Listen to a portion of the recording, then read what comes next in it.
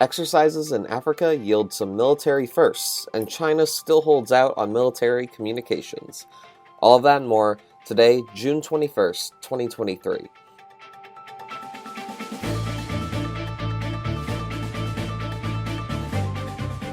Good morning, early birds. I'm Zamon Perez, and this is the Early Bird Brief, produced by Defense News and Military Times. Jonathan is out this week on some much-needed rest and relaxation. First up, the United States came away from talks with China with one glaring hole of agreement: military-to-military communication. Secretary of State Antony Blinken met with Chinese President Xi Jinping Monday. The pair said they agreed to, quote, stabilize U.S.-China ties, but there was one big drawback. Blinken left Beijing with his biggest request rebuffed: better communications between their militaries. The U.S. considers this crucial to avoid miscalculation and conflict, particularly over Taiwan. Blinken said ahead of his trip that he is determined to keep lines of communication between the two countries open. We can make sure that we are communicating as clearly as possible to avoid, as best possible, misunderstandings and miscommunications. Because if we want to make sure, as we do, that the competition that we have with China doesn't veer into conflict, the place you start is with communicating. The U.S. said that China has failed to respond or declined outright over a dozen requests from the Defense Department for top-level dialogues. Earlier this month, Secretary of Defense Lloyd Austin's Chinese counterpart refused to meet with him for more than a minute while the two were at a defense forum in Singapore. Both countries expressed a willingness to hold more talks, but there was little indication that either is prepared to bend from positions on issues from trade to Taiwan to human rights. Here's why it matters. Tensions between the U.S. and China have accelerated over a range of issues in recent months, including when a Chinese fighter jet intercepted a U.S. Air Force reconnaissance drone over international waters in the South China Sea, and a Chinese ship slowed down in front of a U.S. ship that almost caused a collision. These maneuvers around U.S. aircraft and ships could make burning tensions much harder to cool down. But the issue is not just between the two superpowers. China has been assertive with other Indo-Pacific nations as well. There was a near collision in April when a Chinese military vessel blocked a Filipino Coast Guard ship from moving forward. The Association of Southeast Asian Nations said it's moving ahead with plans for joint naval exercises in September. This is despite a number of its members, such as the Philippines, Malaysia, Vietnam, Indonesia, and Brunei, recently being in tense standoffs with China's military and fishing vessels. China claims the vast amount of the South China Sea as its own territorial waters.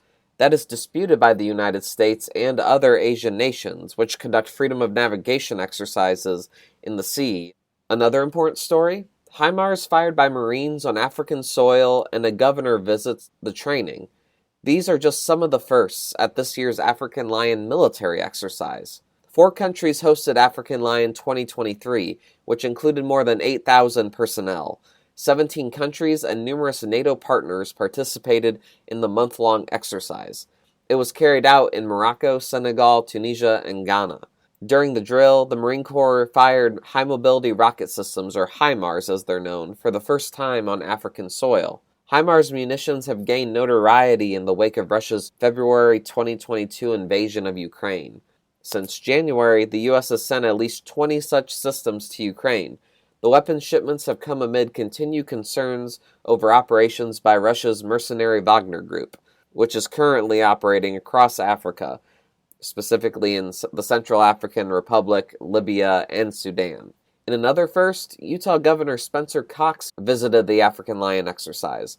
Morocco and the Utah National Guard celebrated 20 years of participating in the State Department's State Partnership Program, which is meant to strengthen military relationships between foreign militaries and specific state national guards.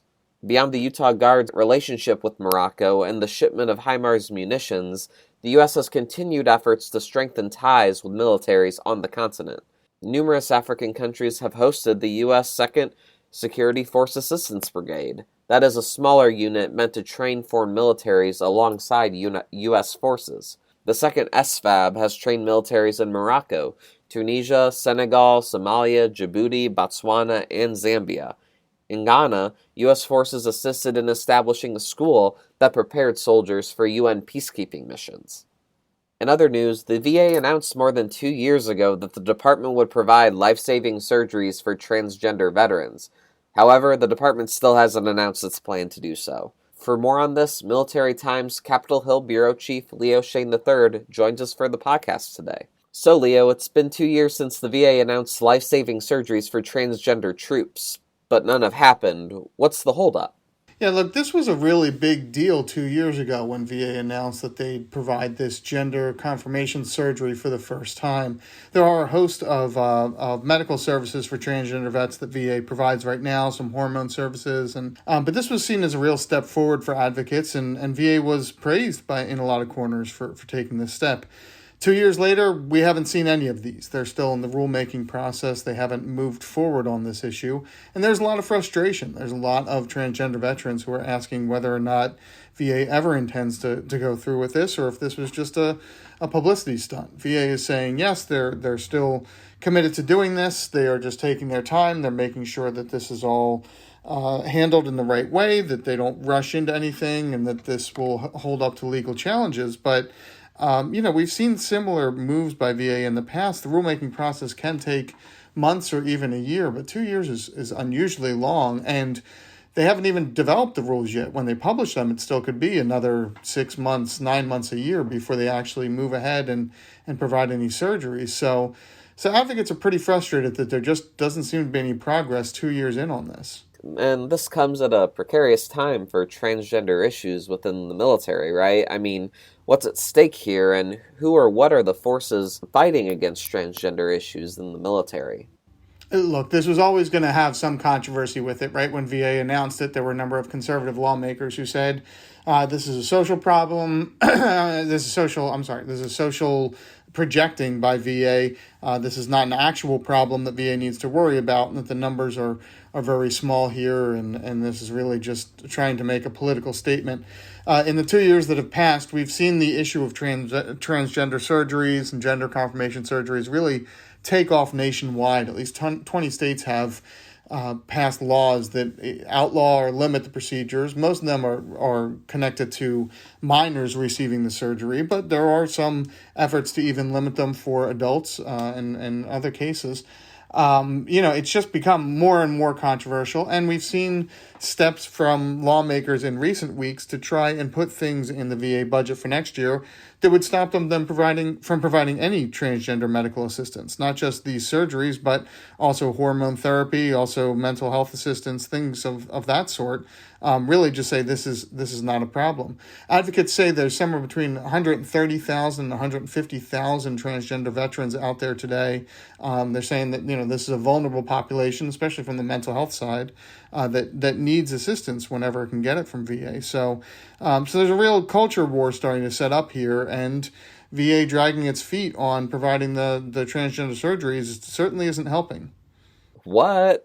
You're telling me Congress is fighting over culture war issues? I can't believe it. I know, right? You wouldn't expect Congress to have fights over these sort of hot button social issues, but they are in fact doing that again. Leo, thanks for joining the podcast today. A pleasure as always. Anytime. Thanks, Leo. For more conversations like that one, please like and follow us wherever you get your podcasts. Also on your radar for today, U.S. military vessels will soon find themselves going to the home of the Iditarod dog sled race, all to counter the presence of Russian and Chinese ships in the Arctic.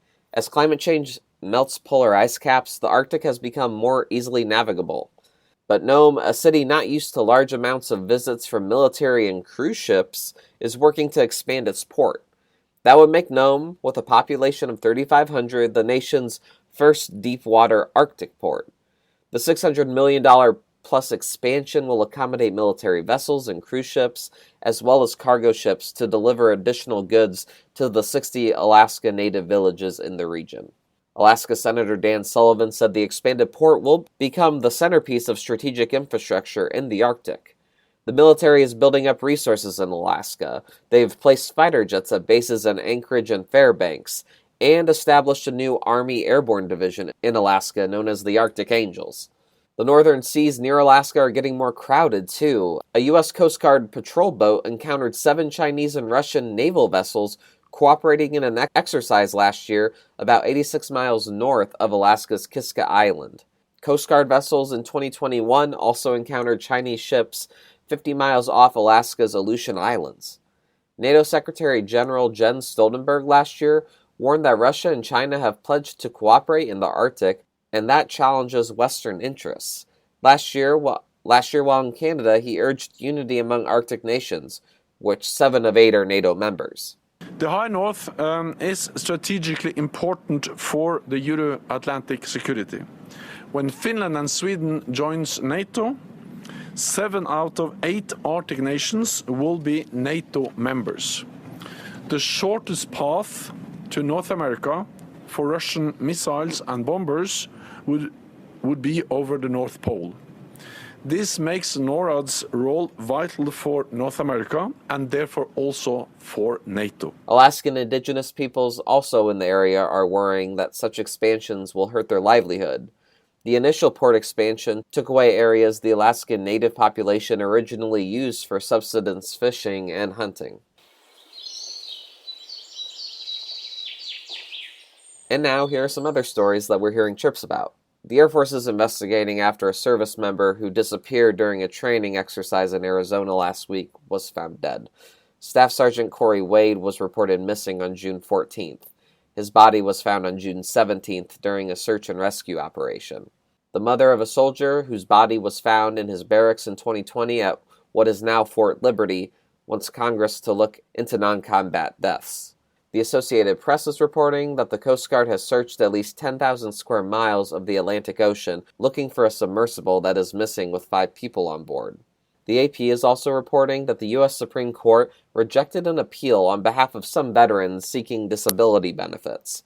The veterans were exposed to radiation while responding to a Cold War-era hydrogen bomb accident in Spain in 1966. And on this day in history, in 1788, New Hampshire became the last state necessary to ratify the Constitution. 9 states needed to ratify to make the Constitution the law of the land. Flaws had become apparent in the post-revolutionary Articles of Confederation, which were the first national documents for the United States. The Articles lacked a central authority over domestic and international financial matters.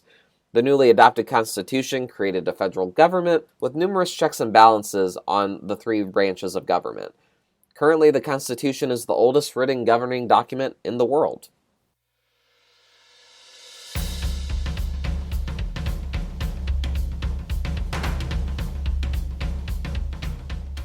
That's it for us this morning. To get top stories and breaking news, go to defensenews.com/EBB to subscribe to the Early Bird Brief newsletter. Please give us a like, rating, and a comment wherever you get your podcasts. And be sure to follow us on social media at @defense_news and at Military Times.